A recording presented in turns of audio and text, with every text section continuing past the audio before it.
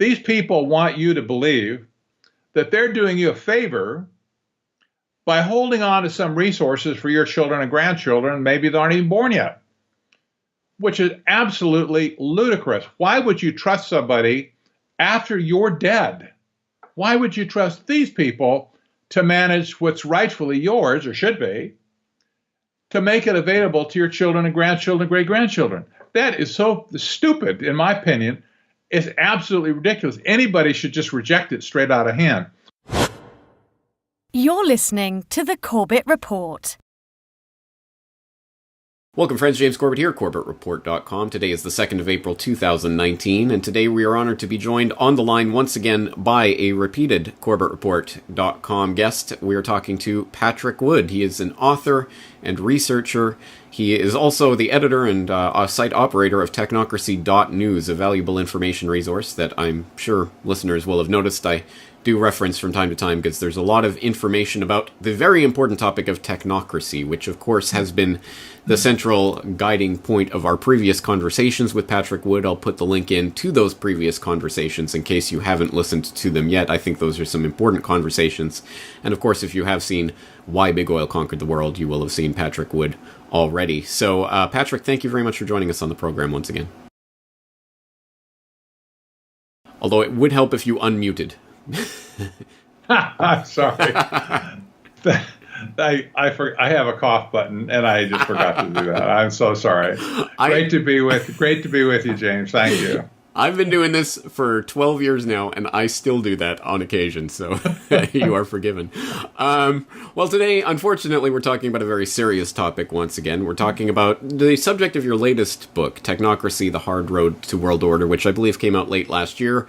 As I mentioned on the podcast quite recently, I have only just finished reading it. It is an important book. I do heartily recommend it, so we will direct people to that, and I'll put the link in so people can purchase their own copy of this book. But let's start by talking about the topic. I know you've explained this so many times, it must be so incredibly boring for you, but on the flip side of that coin, you must be very good at explaining it now. I know my audience already knows about technocracy, but I know there are new people joining the audience every single day who may not have heard of this word that is not part of the regular lingua franca of discourse these days. So, can you explain to us in a nutshell, what is technocracy? I can. Technocracy was a movement started back in the 1930s, primarily by scientists and engineers at Columbia University, not exclusively, but that's where they started.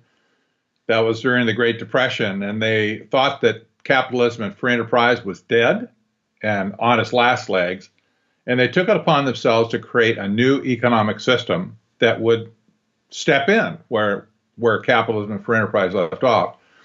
It was to be a resource-based economic system, and it was to be controlled or, let's say, accounted for by energy, not by money, not by a price-based economic system like we're familiar with today, but rather by energy. So how much energy did it take to make this shirt, for instance, or these eyeglasses or whatever? That would be the price that I would pay for something, depending on the energy that went into it to make it. This resource-based economic system never caught on in the 30s and 40s like they'd hoped it would, was primarily really rejected by the end of the 30s, and certainly into the 40s it was rejected. However, a lot of it, as principles, kind of made it into the New Deal, and several of the technocrats of that day ended up in the administration working on behalf of technocracy. But technocracy was resuscitated by Zbigniew Brzezinski around 1970 when he wrote his book, Between Two Ages, America's Role in the Technocratic Era. And I should go back and reiterate, too, that technocracy proposed a system of scientific social engineering. That was a term they kind of came up with. What does that mean? It means nothing, because social engineering is not a science. You don't herd cats. You can't make a science out of it. You don't know which way they're going to run. But they felt like they could use their advanced science methodology to make rules and constructs for all of society and somehow manage the whole process.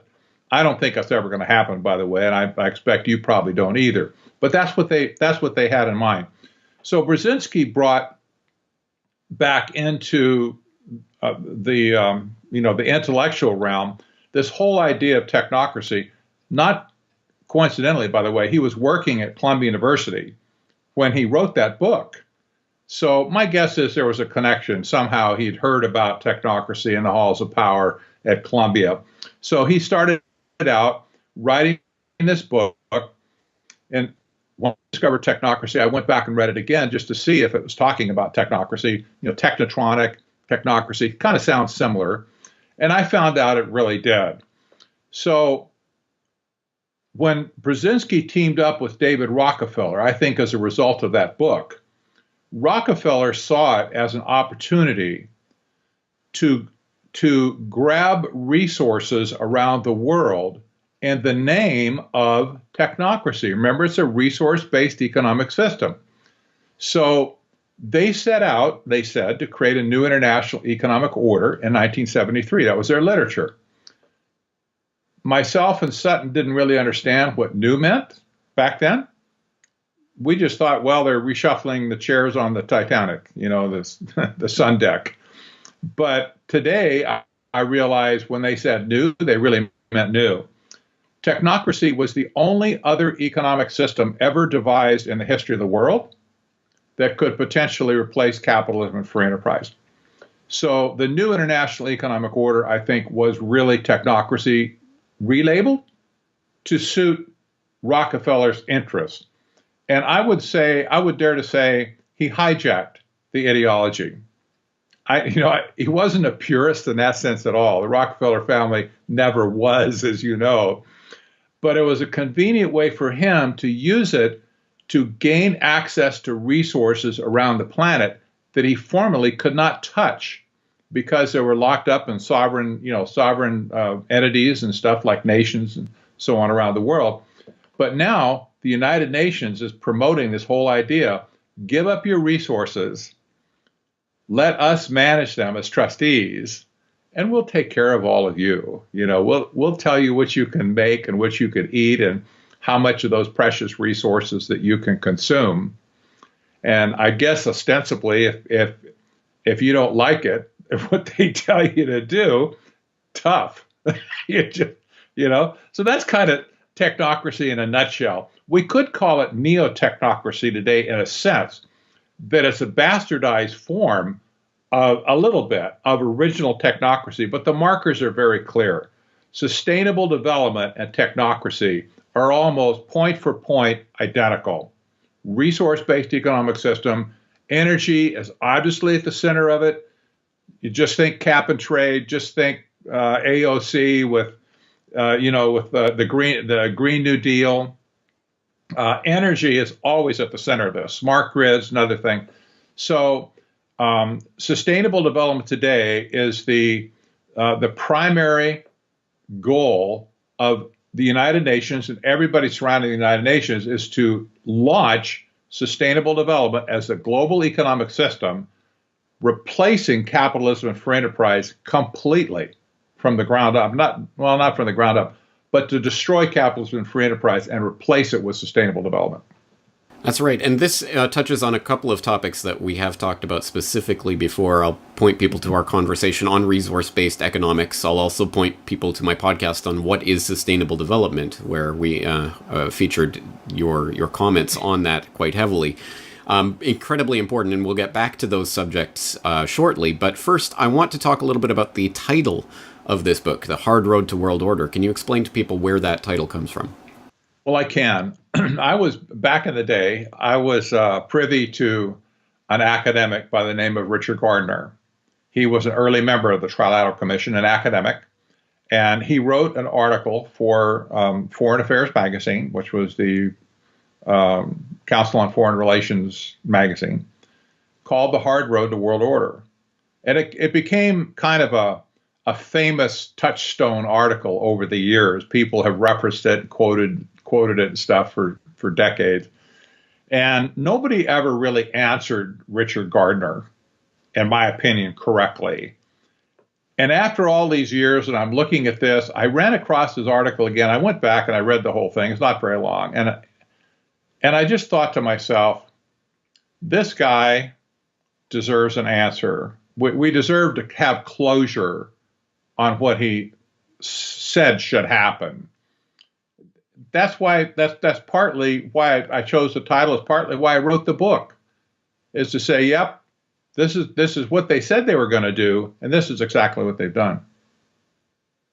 Well, as you've pointed out, this is a globalist ideology. It's about creating a new world order based on a new economics system. And, of course, part of that is reflected in the fact that technocracy is not necessarily, certainly is not only being promoted in the West. It is being promoted everywhere around the world. But perhaps most interestingly, and more fully developed form at this moment in China, which may be surprising to some who think simply of China as communist China. Well, it's more like technocratic China, and this is something that definitely lines up with a lot of the research I've been doing on China over the last several years.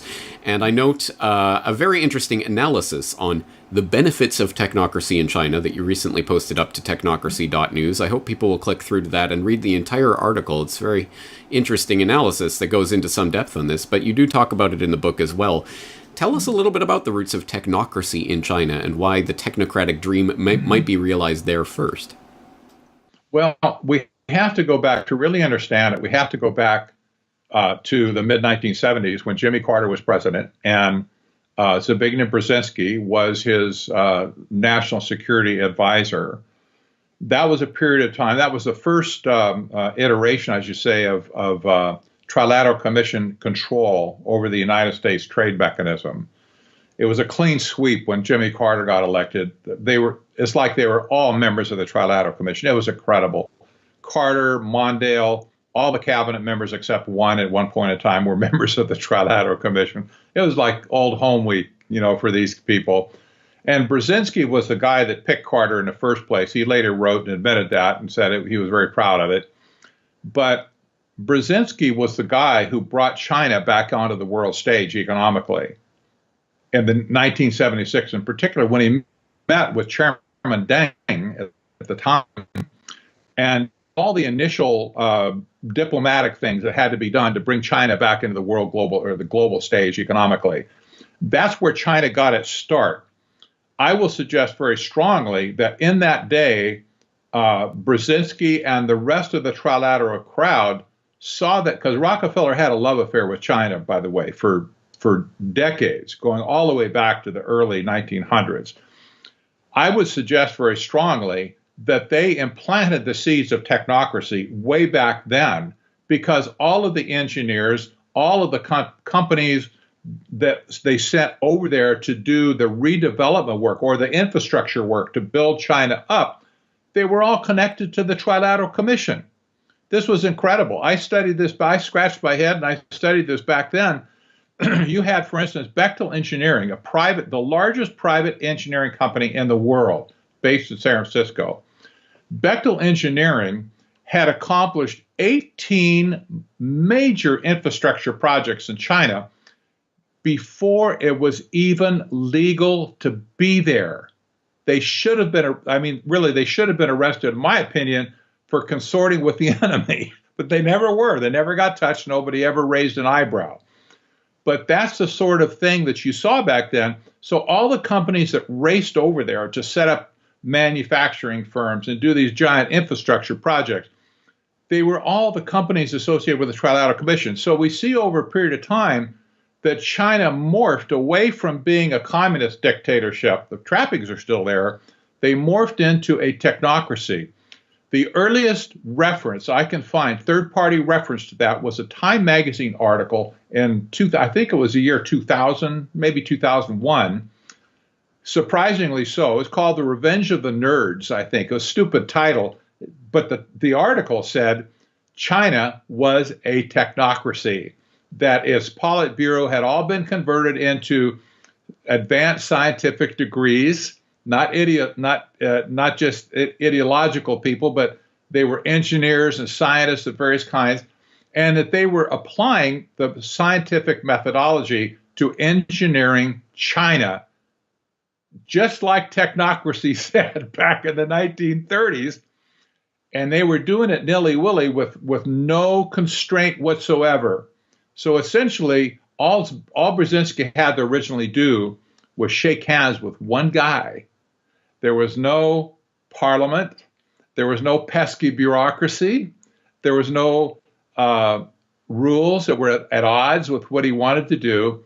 So China took the baton, if you will, and they ran the race. And now they have fully converted into a classic technocracy. The global elite now recognizes this, James. People like Dr. Parag Khanna from Singapore, for instance. He openly talks about China as a technocracy. And this guy ought to know he's a technocrat. He wrote the book, Technocracy in America. So if people like that, world-class global scholars, are calling it a technocracy, it's good enough for me. I just rest my case there with it. They're not a communist dictatorship anymore like they were, say, 50 years ago. And now we're seeing the fruits of that technocratic swath of Politburo people who have been brought in things like, of course, the facial recognition camera networks that are being connected into the artificial intelligence, that are being connected into the social credit scores. All of this dystopian nightmare is coming to fruition in China, and we're watching it develop. And now, of course, China is exporting that technology, for example, to Venezuela and other places where they're bringing in the identity cards that are based on Chinese technology. So it's all coming together in a rather horrific way. And I want to quote specifically an address that Chinese President for Life, Emperor for Life, Xi Jinping, made at the Belt and Road Forum in May 2017 that you quote in the book. He said, "We should pursue the new vision of green development and a way of life and work that is green, low carbon, circular, and sustainable. Efforts should be made to strengthen cooperation in ecological and environmental protection and build a sound ecosystem so as to realize the goals set by the 2030 Agenda for Sustainable Development. We will set up a big data service platform on ecological and environmental protection. We propose the establishment of an international coalition for green development on the Belt and Road, and we will provide support to related countries in adapting to climate change." So, you know, if you're playing bingo, that's pretty much every single United Nations buzzword all in one go there. So let's tie this in. For people who don't quite understand how technocracy and sustainable development and climate change and all of this go together, how does this nexus in? Wow. Well, China said it all with the Belt and Road Initiative that they have right now. They're trying to kind of reestablish the trade routes between China and Europe. And that's not exactly the way that the old Silk Road was back in ancient history. But the idea is to create a supply chain between Asia and Europe and really the rest of the world. By supply chain, I mean the movement of goods and services across national barriers. This is what China is attempting to do right now, is to create a global economic system that won't be based as much on nation states as it will city-states and functional areas of economic cooperation. The fact that they're trying to sequester resources is seen everywhere in the United Nations doctrine of sustainable development. China is fully in line with this. The problem is that citizens of the world, especially in our country, but in Europe, increasingly so in Europe, and some in India, don't want sustainable development in their nation. They don't want to accept an alternative economic system, so they're resisting it. The only way that they have a chance to force it into existence is to scare people with some type of a scare tactic that will drive them into the only solution that's being offered, which is sustainable development. That driving factor is global warming. This is the fear-mongering boogeyman that they present to say, oh my gosh, the world is going to come to an end in 12 years if we don't take drastic action today. That's what the Green New Deal was all about. We got 12 years to sort it out, folks, or we're all dead. So you better get busy, and you better, use the political power you got here to drive us into sustainable development. If they didn't have global warming as that scaremongering factor, they would be nowhere today, James. Absolutely nowhere. And they know it. That's why they continue to play the same card over and over and over again. They have no other playbook. Let's tie this into that new international economic order, whatever it is that the trilaterals were talking about decades ago and that is coming to view with this neo-technocracy. And let's talk about the resource-based economic system as opposed to the price-based system that we have today in relatively free markets. Of course, not quite free, but at least freer than the technocratic vision. What is the resource-based economic system, and how does energy and energy supply and energy production play into that? Well, traditionally, what I think probably what you and I believe intuitively is that a price-based economic system lets the market work out issues, whatever it might be, resource scarcity or abundance, technology, and so on, that the market is able to moderate itself if you just leave it alone. If resource becomes scarce, the price is going to go up, people won't buy as much, it conserves the resource, and the cycle goes on. These people don't accept that premise. They say that that's never worked and it's never going to work, and what they want to do is manage those resources directly. So when original technocracy was thought out at Columbia University, they saw all of the major resources of the world, whether it be mining, timber, oil, and so on, all those types of resources, water. They were very big on water too, by the way. They saw all those resources as something that needed to be allocated to the people. The way that they were going to allocate those to the people was to create an energy-based currency. They called it energy script, where a forecast would be made for a period of time, like a month or a quarter, a forecast of how much energy could be produced during that period of time. Simply divide that by the number of population that you have to serve, and simply give everybody the energy credits for that period of time. In turn, they could take that to a store and they could buy things that cost that much energy to go in. If you used up all your energy credits before the end of the period, you're out of luck. If you had some left over at the end of the period, they simply expired. They didn't want anybody saving any money. So there was no possibility for you ever to get ahead. You just have to live at the instance of the technocracy, if you will. You'd receive your energy credits supposedly like clockwork as every new forecast was made going down the road. And you'd have no inheritance. You'd have no private property built up. You'd have no ability to do anything. But as they said, well, you have lots of time for arts and crafts and music and whatever other things hobbies you might have. But this was crazy. Now you got to think about it. If you don't have the right to have any resources, okay, they don't let you have any resources and save them up. Where are they going to go? Who's going to have them? Who's going to control them? It's not you. And if all the people in the technate over a period of time send out all the resources, land and whatever other resources they have, you end up with zero, and the people end up with zero, and they end up with everything. That was the plan. That was what they thought was the goal. They figured mankind is too selfish to manage the resources himself. He needs help. I'm here from the government, and I'm here to help you, right? You need help in spending these resources wisely so we don't run out. And I'm reminded that Gru Harlan Brundtland, in her book that led to Agenda 21 in 1992, the doctrine is called Our Common Future. The statement that was throughout her book is the whole purpose of sustainable development was to preserve the resources of the day for generations tomorrow. Like future generations. So they have enough. We don't want to be selfish with our resources. We want to make sure that your children and grandchildren have something to enjoy when they're born, like later on.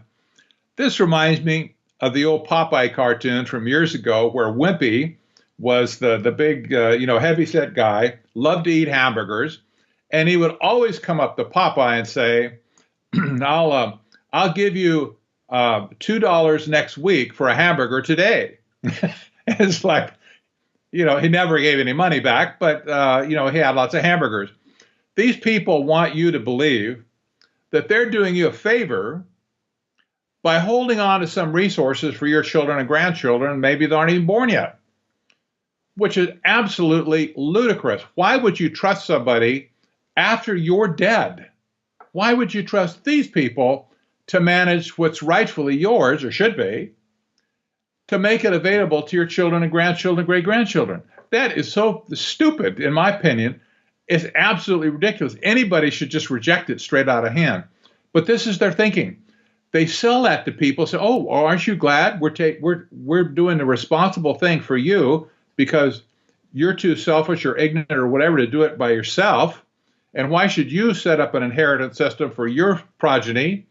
We'll do it for you, and we'll just do it all together. We have bulk discount. We can get a bulk deal and do it for all of humanity at the same time. Isn't life great? Yeah, somehow, I imagine if your grandchildren happen to have the right last name, like Rockefeller or Warburg or Morgan or Rothschild or something like that, they'll be fine. But if they have the wrong last name... Just a little bit better off. Yes, yeah. Just a little bit better off. That's right. Yeah. Well, you know, the idea of property being under trust can be seen in principle by looking at the Gulf of Mexico and all of the oil fields down there. If you were BP and you wanted to drill a well out in the Gulf of Mexico, you go to the U.S. government who owns the rights to that, and you apply for a permit. You can get a permit. You can pay big bucks to the government to get it, but you'll have a lifetime permit perhaps to drill oil well in a certain location. But if let's say that you came across $50 million and you were thinking, I'll go drill an oil well somewhere. I think I'll do it in the Gulf of Mexico. And you, James Corbett, comes to the U.S. government and says, I'm putting in my application here for a spot down there to drill a well. I'm pretty sure I know where I could hit oil. They're going to look at you and they're going to say, are you kidding? Get out of here. We don't know you. We know BP. We know Shell. We know Standard, the Standard name. We know the Rockefeller name, but we don't know you. Get the heck out of our face. That's the way it's going to be. It strikes me that a lot of the ideas of the original technocracy movement back in the 1930s were insane, pie-in-the-sky things that couldn't have even been really imagined at that time that are now becoming technically possible. So the idea, for example, one of the core principles of the technocratic movement of the 30s was that everything was going to have to be scanned and databased and tracked and cataloged in real time. They were going to have databases of everyone and what they were buying and how much and where those resources were going, which again, back in the 1930s would have been utterly impossible, but today, with the Internet of Things, is becoming not only possible, but actually a reality. Another interesting thing about this is that you're talking about the idea of the energy script, that the currency itself is going to is going to be backed by energy, essentially, which, again, back in the 1930s was a ludicrous pie-in-the-sky idea that is now becoming not only possible, but actual in the form of cryptocurrencies. For example, I'm not sure the general technical understanding of my audience, but long story short, Bitcoin is a proof-of-work currency where you have to devote computer resources to solve a cryptographic puzzle in order to mine new Bitcoin. And back in the day, back in the beginnings of the blockchain a decade ago, that was a relatively simple cryptographic puzzle that could be solved on your home computer. But now, because of the exponential curve of the cryptographic puzzles getting more and more difficult, it now requires incredible amounts of resources to mine that new Bitcoin, and it will only increase from here, so that if things were projected a few years out in the future, they say, by if such and such a date, 10% of the world's energy supply will be going to mining Bitcoin. I think there may be some other things that intervene between here and there, but you get the idea. This is an energy-based currency in a sense, because it is energy that is being used to power the computers that are doing the cryptographic puzzles, and it requires more and more of that energy. I think that's an interesting tie-in with that idea of an energy script, and it does raise the question of whether some sort of blockchain currency, Bitcoin, or some variant thereof, perhaps a Fed coin, might be the currency ideal of the technocrats. What's your thoughts on that? It could be. The blockchain technology is changing the world, not just in cryptocurrency. It's changing the world in lots of different areas. So we need to remember that that applying blockchain to cryptocurrency, that's just one little part of the whole thing that's going on around the world right now. And we could probably sum it up in the term fintech, FINTECH, which is used by the global elite now to describe the whole area of global finance. Fintech,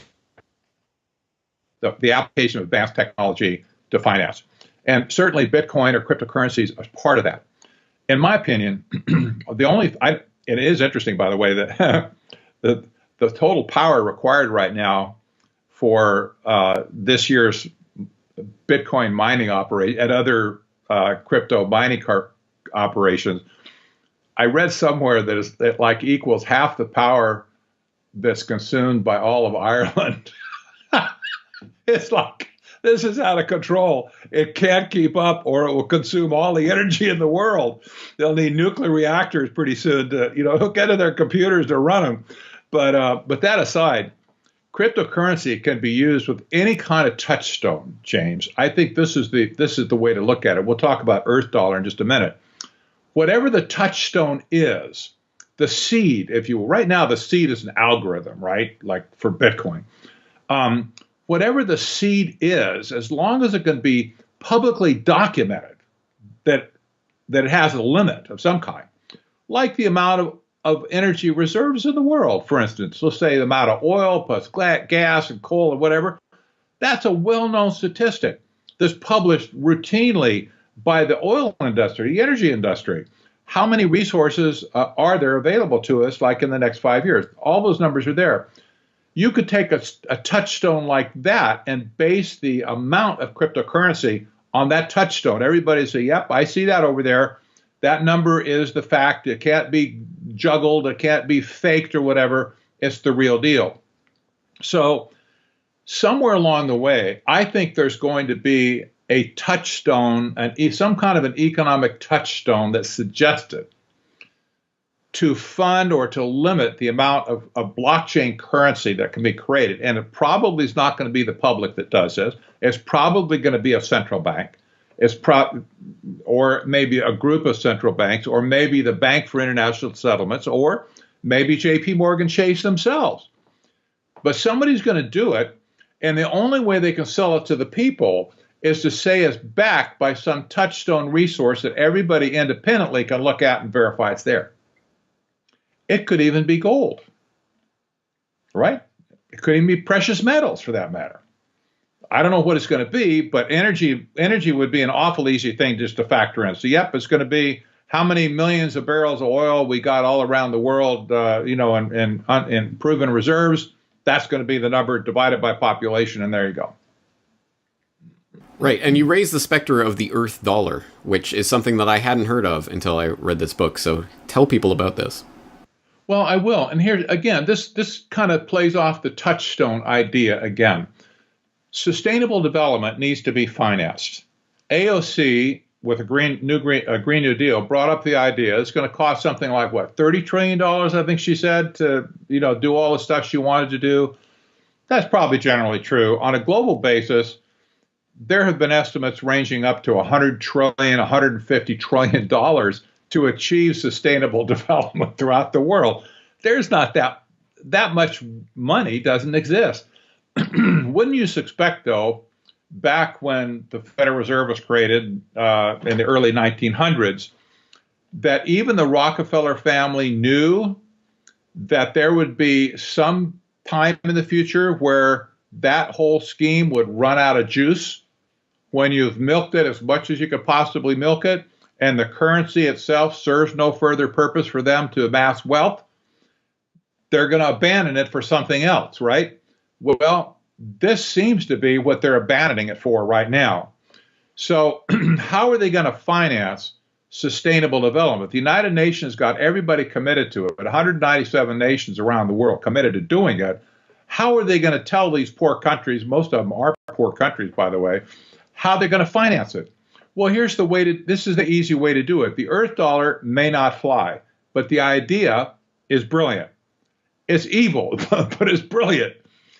You merely take all of the World Heritage Zones, for instance. That's what Earth dollar is going to do. You take all the World Heritage Zones, I forget how many hundreds of millions of acres there are, rich with resources, timber, like the rainforest down in, South America, rich with resources, gold, silver, oil, timber, water, you name it. And nations around the world have had areas declared as heritage zones by the United Nations. Simply take those assets and pledge them to monetize them with cryptocurrency. And all of a sudden, it's done. Now, let's say that you own an Earth dollar and the rainforest is pledged against it. Say they valued it at $3 trillion, and you have an Earth coin in your electronic wallet or even one physically in your hand. You'll never see even one pine needle or one leaf from the rainforest, right? You're not going to go down there and stake a claim. I don't care how many you have. So on one hand, it's a completely mythical formulation because nobody's ever going to go claim it. But on the other hand, people say, oh, it's backed by those resources. Those are resources that are owned by the world resources. Why not?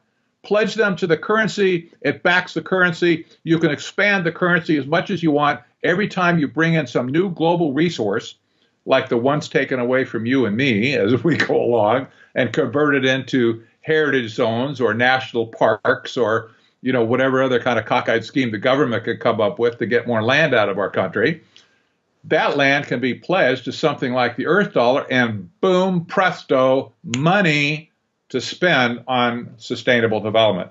That's really what caught my attention to put that in the book and describe it. Earth dollar itself may not fly. It looks a little bit weird to me, but so did Bitcoin when it first started. So it could fly. If it doesn't, though, the idea has already been floated, and a lot of people are looking at it. They're aware of the possibilities that this could be the kind of mechanism that could finance all sustainable development. It would leave our monetary system behind, James. This is the important thing. It would leave our price-based monetary system in the dust. It would just go poof and disappear over a period of time. There would be no need for it.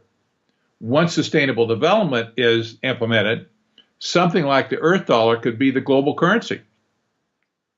Dollars, forget it. Yuan, forget it. The yen, forget it. Don't need them. Maybe you could convert them to a few Earth. We'll give you some tokens.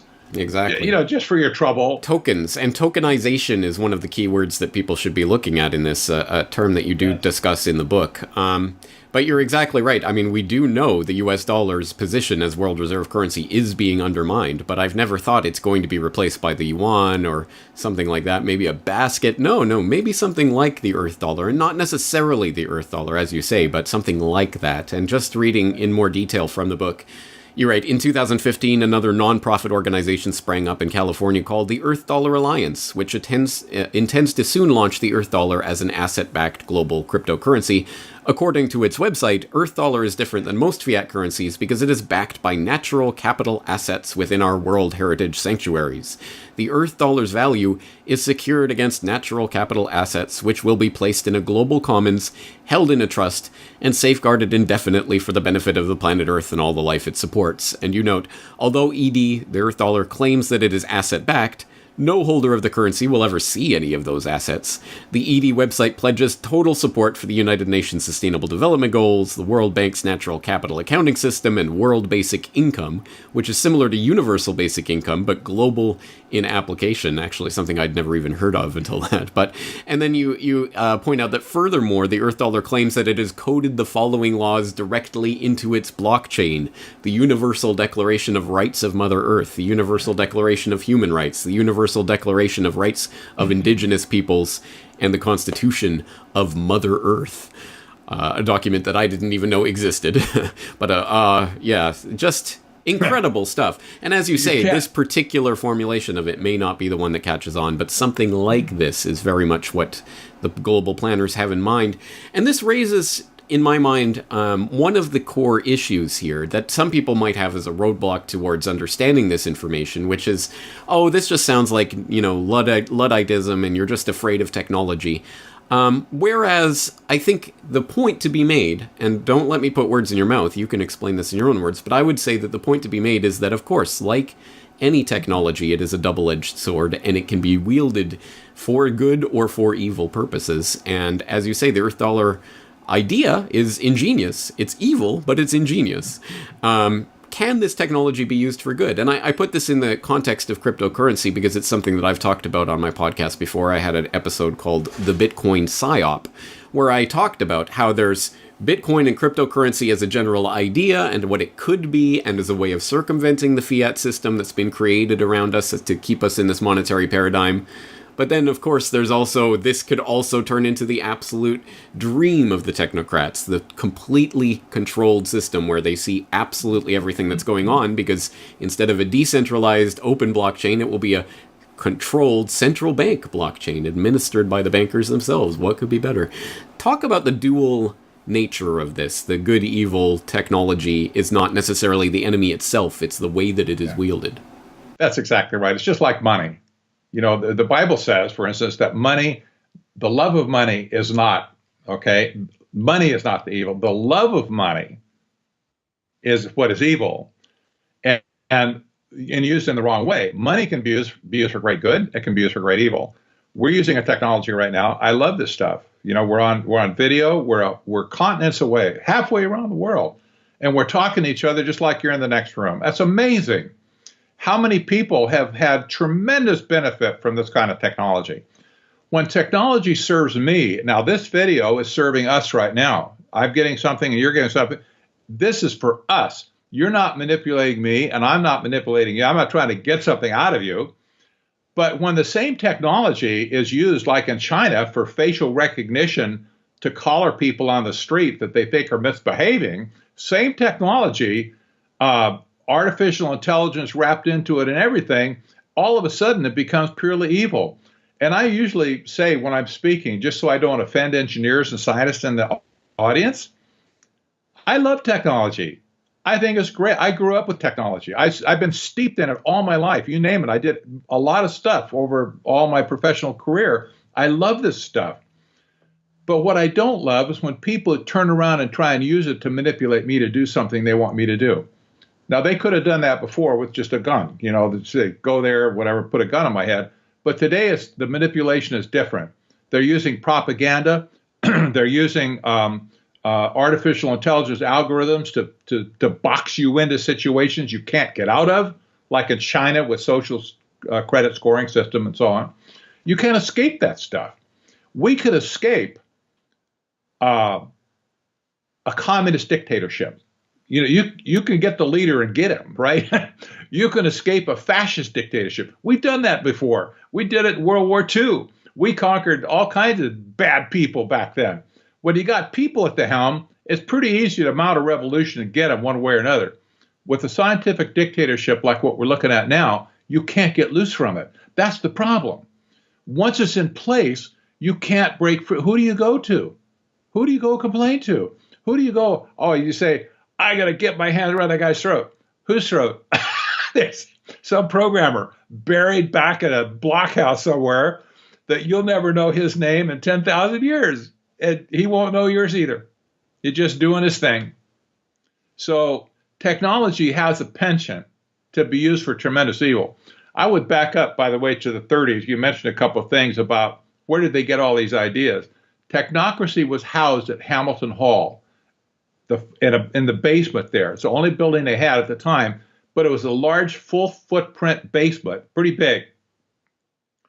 They had half of it given to them for their project. The other half of it was occupied by the people building the first holograph computer, tabulator. That was Hamilton Hall. They rubbed shoulders with these brainiacs that were building the holograph computer. And I don't think for a minute, after reading something about these guys, were geniuses. They were visionaries. They saw where the thing was going. And this is where they built their first machine. They rubbed shoulders with the technocrats over on the other side of the building. I am certain of it. How could you not? You got to get hungry, go to the cafeteria for a meal, for Pete's sake. You're going to rub shoulders with them. They picked up all kinds of stuff that they applied to technocracy. Say, well, maybe we can't do it today, but it's coming because our buddies down there are building it right now. And it'll just be maybe 5 or 10 years down the road, we're going to have a lot of stuff. And they did. Now, 50 years down the road, 60 years down the road, it's just gone exponential. I think they saw that. Yeah. Aldous Huxley was obviously swimming around in the scientific stew of the day, part of the famed Huxley eugenicist family, but was he indirectly involved with technocracy that you know of?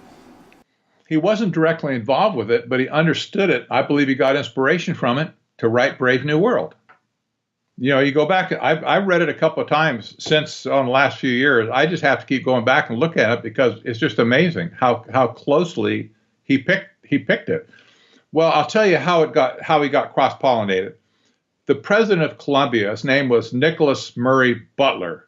They called him Miraculous Nicholas or something like that. But he was like a hobnobber, a globetrotter, a name dropper, and he loved to be part of the upper echelon of wherever it was. He spent about half his time in Europe hobnobbing with the people in Europe. One of his best buds in Europe was Benito Mussolini, by the way, which that didn't turn out too well for him. But he made the rounds in Europe, and when technocracy came to Columbia, it was the newest, the latest and greatest stuff that ever had happened, so he thought. So he spent the better part of a year telling everybody in Europe how wonderful technocracy was going to be, until they discovered that one of the promoters of technocracy that was down in that basement was a complete fraud and didn't even have an engineering degree at all. He just conned them. And when he found out that, he drop-kicked technocracy out so fast and so hard, their heads must have been spinning for 6 months. Randolph Hearst did the same thing, by the way, the guy that controlled all the newspapers over here. He realized that he'd been played across the country for stories and journalists and stuff that were sucking up to the technocrats. He said, man, you're so out of here. Don't you ever write about technocracy again or you're fired. And he put that memo out to all the newspapers. You never saw another story on technocracy after that.